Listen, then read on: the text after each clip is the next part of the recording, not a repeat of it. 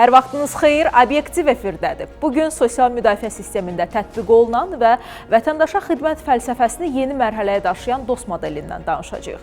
DOST konsepsiyasının mahiyyətinə, sosial müdafiə sahəsində formalaşdırdığı yeni idarə etmə yanaşmasına və vətəndaş üçün yaratdığı real dəyişikliklərə diqqət yetirəcəyik. Vətəndaşın dostu olmaq davamlı məsuliyyət tələb edən institusional bir öhdəlikdir. Bu istiqamətdə cari ildə də növbəti addımlara atılacaq. DOST xidmətlər şəbəkəsi bu il daha da genişlənəcək. DOST TV ilə canlı bağlantıda isə sosial sahə üzrə bir sıra aktual mövzularla, məşğulluq tədbirləri, sosial reabilitasiya, əlilliyi olan şəxslərin reabilitasiyası və digər məqamlarla tanış olacağıq. Bizimlə birbaşa bağlantıda həmkarım Əsmər Nəcməddin qızıdır. Əsmər, hər vaxtınız xeyir. Salam, hər vaxtınız xeyir olsun xanım. Sizi və tamaşaçıları DOST TV-nin studiyasından salamlayıram. Həftənin əsas sosial xəbərləri ilə qarşınızdayıq. İşğaldan azad edilmiş ərazilərə köçürülən sakinlərdən 8673 şəxsin məşğulluğu artıq təmin olunub.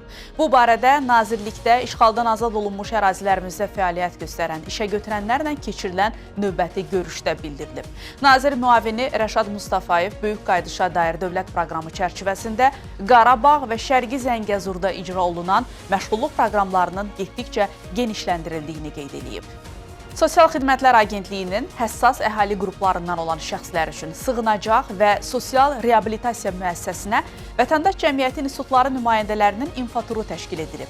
Tədbir gözdən əlilliyi olan şəxslərə göstərilən xidmətlər və benefisiarların cəmiyyətə inteqrasiyası sahəsində görülən işlər barədə məlumat vermək, həmçinin qeyri-hökumət təşkilatlarının bu sahə ilə bağlı rəy və təkliflərini öyrənmək məqsədi daşıyıb. Dövlət Tibbi Sosial Ekspertiza və Reabilitasiya Agentliyi tərəfindən hazırda əlilliyi olan 6100 şəxsə evlərində səyyar reabilitasiya xidmətləri göstərilir.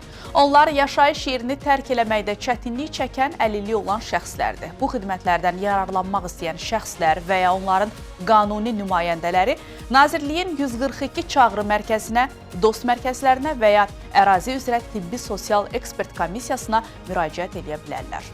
Nazirliyin fəaliyyət sahələri üzrə əhaliyə təqdim olunan elektron xidmətlərə bu ilin yanvar ayında 626 min müraciət edilib. Ötən ay 26 min təyinat elektron infrastruktur üzərindən praktik qaydada həyata keçirilib. Əmək, məşğulluq, sosial müdafiə sahələri üzrə 87 minədək elektron arayış verilib. Belə hörmətli tamaşaçılar, mənim sizə bugünlük və bu həftəlik çatdıracaqlarım bu qədər. Növbəti efirdə yenə görüşəcəyik. Diqqətiniz Real TV-də olsun. Obyektiv davam edir. Hələlik. Sosial xidmətlər sahəsində vətəndaş prosesin mərkəzində dayanan əsas iştirakçıya çevrilib. Hüquqları, təşəbbüsü və mövqeyi ilə prosesdə fəal rol oynayan subyektdir. Qonağımla məhz bu prinsip əsasında həyata keçirilən işlər barədə danışacağıq. DOST Agentliyinin idarə heyətinin sədrinin müavini Aygün Musayeva studiyamızın qonağıdır. Aygün xanım, xoş gəlmisiniz, xoş gördük sizi. Təşəkkür edirəm, çox sağ olun dəvətiniz üçün. Aygün xanım, indiyədək DOST Agentliyi tərəfindən təxmini nə qədər vətəndaşa xidmət göstərilib? Deməli, DOST Agentliyi 2019-cu ildən ilk DOST mərkəzini açmaqla fəaliyyətinə başlayıb, vətəndaşlara xidmət göstərməyə başlayıb və o gündən bu günə ümumi olaraq 4 milyondan çox vətəndaşa xidmət göstərilib. Xidmət göstərilən vətəndaşların sayı əlbəttə ki, dövrdən dövrə dəyişir və təkcə 2026-cı ilin fevral ayında 60 mindən çox vətəndaşa xidmət göstərilib. Mərkəzlərimizin sayı artdıqca xidmət göstərdiyimiz vətəndaşların sayı da təbii ki, artmış olur. Aygün xanım, DOST mərkəzlərinə müraciət edən vətəndaşların orta gözləmə müddəti nə qədərdir? Ümumilikdə fevral ayı üzrə göstərici 7 dəqiqəni göstərir. Gözləmə müddəti isə 2 dəqiqədir təqribən. 1-2 dəqiqə arası xidmət göstərilir.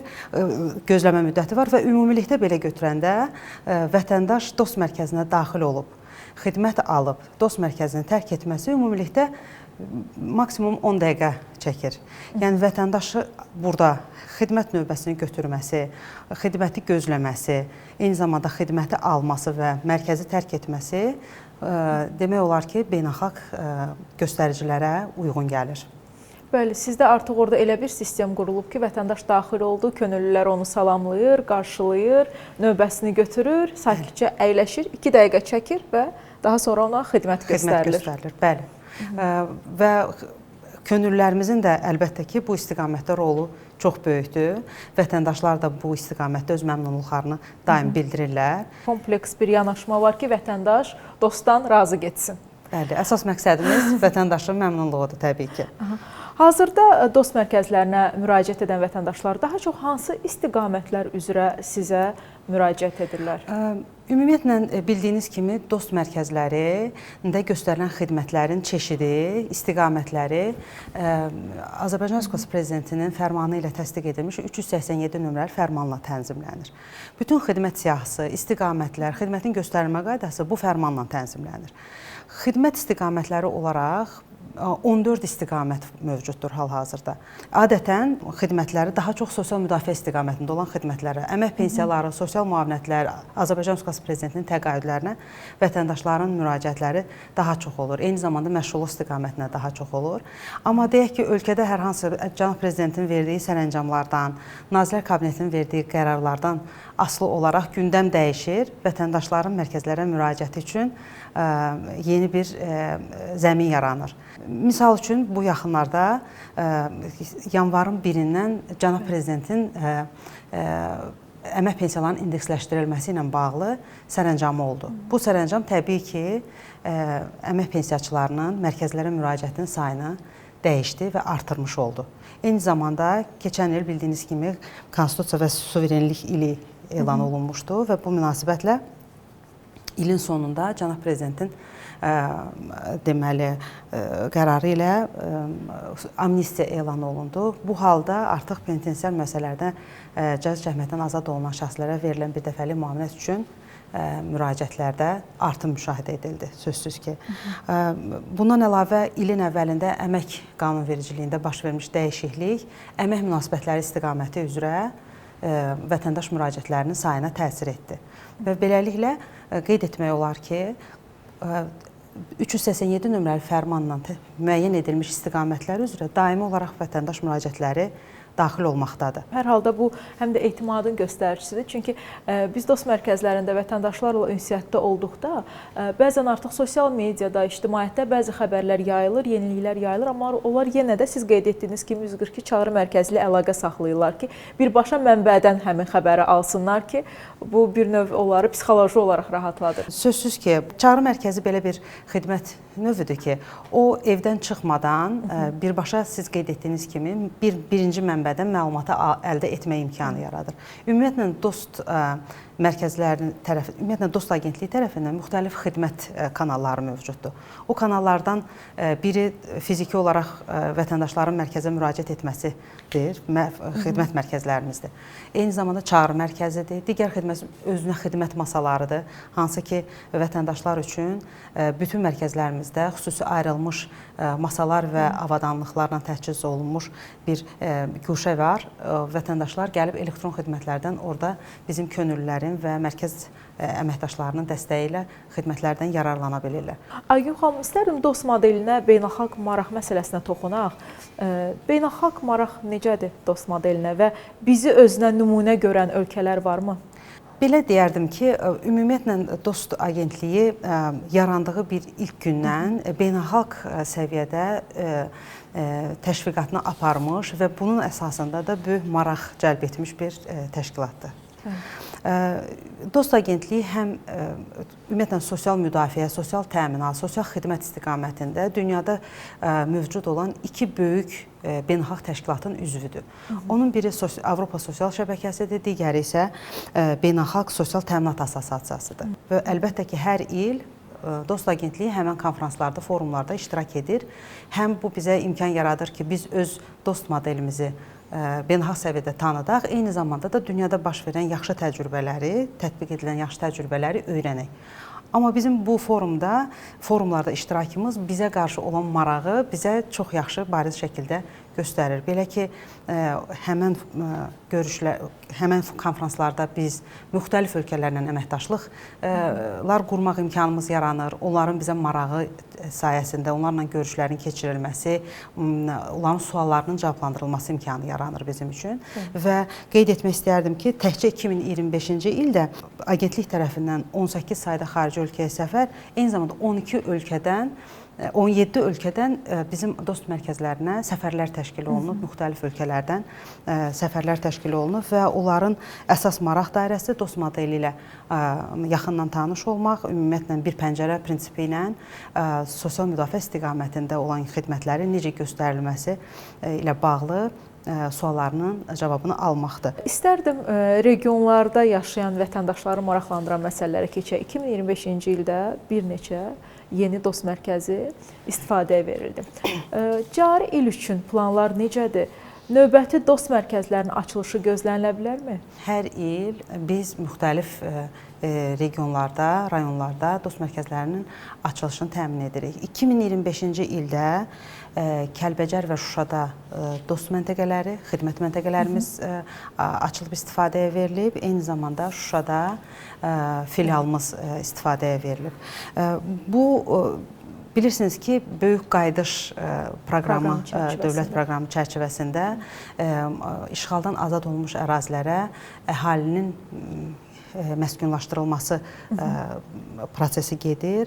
Bu proses çərçivəsində hansı rayonda, hansı şəhərdə məskunlaşma artıq baş verirsə, əlbəttə ki, orada yaşayan vətəndaşların dost xidmətlərinə çıxışının təmin edilməsi məqsədi ilə orada dost məntəqəsinin, ən azı dost məntəqəsinin təşkil edilməsi bizim üçün artıq bir hədəfə çevrilir və odur ki, qeyd etdiyim kimi Kəlbəcərdə və Füzulidə bu il, 2025-ci ildə biz həmən məntəqələri açmışıq. Hətta 2026-cı ildə Tərtərdə xidmət məntəqəmiz açılıb yanvar ayında və bundan sonra da qeyd etdiyim, belə deyək də, göstəricilər əsasında məskunlaşma, eyni zamanda xidmətə olan ehtiyac, eyni zamanda digər şərtlər nəzərə alınmaqla getdikcə dost şəbəkəsinin genişləndirilməsi təbii ki, nəzərdə tutulur. Burada əsas məqsəd vətəndaşların xidmətlərə əlçatanlığının təmin edilməsidir. Dostun əsas prioritetləri və hədəfləri nələrdir? Ümumiyyətlə, Dost Agentliyi fəaliyyətə başladığı ildən bu yana müxtəlif dövrlər üzrə strateji planları, plan sənədləri təsdiq olunub və sonuncu strateji planımız 2023-2026-cı illəri əhatə edib. Bu il o strateji plan sənədimizin sonuncu ilidir. Sözsüz ki, bundan sonraki illər üçün strateji planın hazırlanması nəzərdə tutulur. Plan çərçivəsində əsas hədəflərimiz ümumi olaraq qeyd etsəm, birinci əsas məqsəd xidmətlərin təkmilləşdirilməsi, xidmət keyfiyyətinin artırılması. Bu bir mənalıdır. Yəni, bizim əsas məqsədimiz keyfiyyətli şəkildə xidmətin vətəndaşa çatdırılmasıdır. İkinci ən böyük prioritet hədəfimiz dost şəbəkəsinin, bayaq qeyd etdiyimiz kimi, dost şəbəkəsinin genişləndirilməsi və Azərbaycanın müxtəlif bölgələrində yaşayan əhalinin dost xidmətlərinə əlçatanlığının təmin edilməsidir. Digər bir prioritet istiqamətlərdən biri yeni xidmətlərin dost xidmətlərinə cəlb edilməsi, inteqrasiyası, eyni zamanda ümumilikdə dost xidmətləri siyahısının optimallaşdırılmasıdır. Digər bir prioritetimiz isə xidmətlərin elektronlaşdırılmasıdır. Sözsüz ki, çünki artıq elə bir dövrdə yaşayırıq ki, rəqəmsallaşdırma, texnika, texnoloji inkişaf yüksək səviyyədə olduğuna görə vətəndaşların da artıq bu istiqamətdə bilikləri, bacarıqları artdığına görə onlar daha çox elektron xidmətlərə üstünlük verməyə başlayırlar. Elə fürsət düşmüşkən qeyd eləmək istəyirəm ki, Moldova Respublikası bizə bu dost modelinin elementləri ilə bağlı ciddi şəkildə maraq göstərdiyinə görə onlarla qarşılıqlı memorandum əsasında dost modeli onlara təqdim olunmuş. Onlar bu dost modelinin elementlərinin pilot tətbiqini artıq tətbiq edib yekunlaşdırmış və indi hal-hazırda elə Moldovada, Kişinyov şəhərində hal-hazırda dost şəbəkəsinin yaradılması ilə bağlı ciddi şəkildə işlər aparılır. Eyni zamanda Özbəkistan Respublikası da dost modelinin müəyyən elementlərini öz xidmətlərinin təşkil edilməsində istifadə edir. Könüllü proqramımıza ciddi maraq göstərilir. Serbiya, Xorvatiya kimi ölkələrdə bizim dost modelinə ciddi şəkildə maraq göstərilir. Aygün xanım, biz verilişlərimizdən birini Qarabağ Dost Mərkəzinə həsr etmişdik və Qarabağda yaşayan vətəndaşlarımız da öz təəssüratlarını dost mərkəzlərində hansı xidmətlərdən neçə dəqiqə istifadə ediblər, bu barədə də bizlə bölüşmüşdülər. İstərdim sizə də Qarabağ Dost Mərkəzi və işğaldan azad olmuş ərazilərdə fəaliyyət göstərən məntəqələrinizlə bağlı bir sual ünvanlayım. Qarabağda sosial təminatın, əlçatanlığın təminində həmin dost mərkəzlərinin, məntəqələrinin istərdim vətəndaşlara necə təsir etdiyi barədə bir söhbət aparaq. Qarabağ İqtisadi rayonunda regional dost mərkəzi Bərdə rayonunda yerləşir. Qarabağ regional dost mərkəzi Bərdə rayonu və onun ətrafındakı bütün rayonlardan olan vətəndaşlara qeydiyyat məhdudiyyəti olmadan xidmət göstərir. Qarabağ İqtisadi rayonuna daxil olan rayonlardan isə Bərdədə regional dost mərkəzimiz var. Bayaq qeyd etdiyim kimi Füzuli və Tərtərdə xidmət məntəqələrimiz fəaliyyət göstərir. Eyni zamanda Şuşa şəhərində filialımız fəaliyyət göstərir. Bu da orada yaşayan bütün vətəndaşlara xidmətləri əlçatan edir. Amma bu o demək deyil ki, yalnız həmən rayonların vətəndaşları bu xidmət məntəqələrinə və dost mərkəzlərinə, filiallara müraciət edə bilərlər. Ümumiyyətlə, xidmət bizdə qeydiyyat məhdudiyyəti olmadan təşkil edildiyinə görə ətraf rayonlardan istənilən rayonda yaşayan, istənilən rayonda qeydiyyatda olan şəxs yaxınlığında olan dost mərkəzinə rahatçılıqla müraciət edə bilər. Bütün xidmətlər üzrə. Odur ki, bu vətəndaşlarda sözsüz ki, məmnuniyyət yaradır və eyni zamanda xidmətlərin keyfiyyəti onların həmən mərkəzlərə müraciəti üçün şərait yaradır. Söhbətimizin əvvəlində siz qeyd etdiniz ki, dostun xidmət şəbəkəsi genişlənir, bəzi xidmətlər var ki, elektrondur, bəzi xidmətlər var ki, vətəndaşa səyyar qaydada həyata keçirilir. İstərdim səyyar dost məsələsinə toxunaq, bir qədər bu barədə məlumatlılığı artıraq. Səyyar dost nədir və hansı vətəndaşlar bu xidmətdən yararlana bilər? Səyyar dost, səyyar xidmətin göstərilməsi bizim 387 nömrəli fərmanda xidmət göstərilmə qaydalarının içərisində təsbit olunmuş bir xidmət formasıdır və biz bunu vətəndaşlara əlçatan etmişik. Vətəndaş, səyyar formada xidmət almaq istəyən vətəndaş Dost Agentliyinin rəsmi internet səhifəsində səyyar dost bölməsinə daxil olmaqla orada elektron formanı doldurub, hansı xidmət istiqaməti üzrə müraciəti olduğunu, hansı saatda həmən xidmətin göstərilməsini, hansı ünvanda xidməti almaq istədiyini qeyd etməklə xidmətə müraciət etmiş olur. Alınmış həmən o ərizə əsasında, belə elektron müraciət əsasında müvafiq vətəndaşın qeyd etdiyi rayona uyğun dost mərkəzi həmən vətəndaşa xidmət göstərmək üçün detalları dəqiqləşdirmək məqsədi ilə vətəndaşla əlaqə saxlayır və belə deyək, müraciətin həqiqiliyini həm yoxlayır, eyni zamanda həmən xidmət üçün müraciətə lazım olan sənədlərin mövcudluğunu təsdiqləyir və saatı, ünvanı dəqiqləşdirdikdən sonra xidmətin müraciətini qəbul etmiş olur və qeyd edilən saatda və vaxtda, tarixdə vətəndaşın qeyd etdiyi ünvanda ona xidmət göstərilməsi üçün səfər edilir. Burada həm sənədlərin götürülməsi, eyni zamanda hazır sənədlərin təhvil verilməsi istiqamətində xidmət göstərilə bilər. Bu xidmət üçün müraciət bizim elektron resursumuz vasitəsilə vətəndaşlara çox əlçatan bir formaya çatdırılıb və vətəndaşlar rahatçılıqla həmən resursdan istifadə edə bilərlər. Aygün xanım, təşəkkür edirəm sizə. Ətraflı məlumat verdiyinizə görə, fəaliyyətinizdə uğurlar arzulayıram. Hər zaman vətəndaşların dostu olasınız. Təşəkkür edirəm. Bir daha dəvətiniz üçün minnətdaram. Qonağımızla söhbətimizdən bu qədər. Problem varsa gecikmədən həll etmək, qərarların əsasını vətəndaşlara aydın şəkildə izah etmək, xidmətləri etimad üzərində qurmaq, məhz bu prinsiplər üzərində qurulan modeldə dostluq münasibəti emosional ifadə deyil, xidmət mədəniyyətidir. Vətəndaşlara xidmət edən dostlardan birini sizə təqdim edir və bugünkü buraxılışımızı yekunlaşdırırıq. Biz izlədiyiniz üçün təşəkkür edirik. Hələlik. Gözləyin zəhmət olmasa, yönləndirək bir dəqiqə gözləyin. Yaxınlaşarız könüllərimizə yönləndirəcəm, əməkdaşımız sizə məlumat verəcək. Gözləyin, əməkdaşla danışın, tam dəqiq məlumat verim sizə.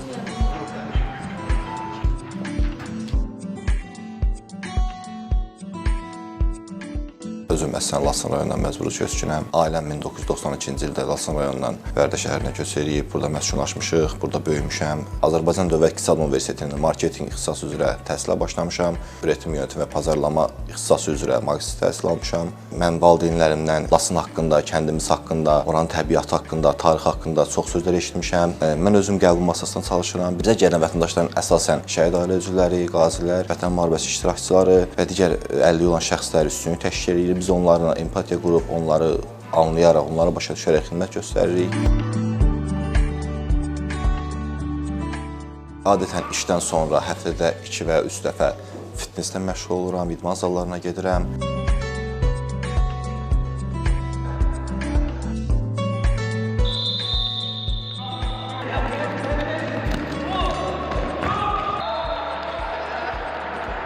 Keçmiş məcburi köçkün kimi Qarabağ Regional Dost Mərkəzində çalışmaq mənim üçün böyük qürurdur.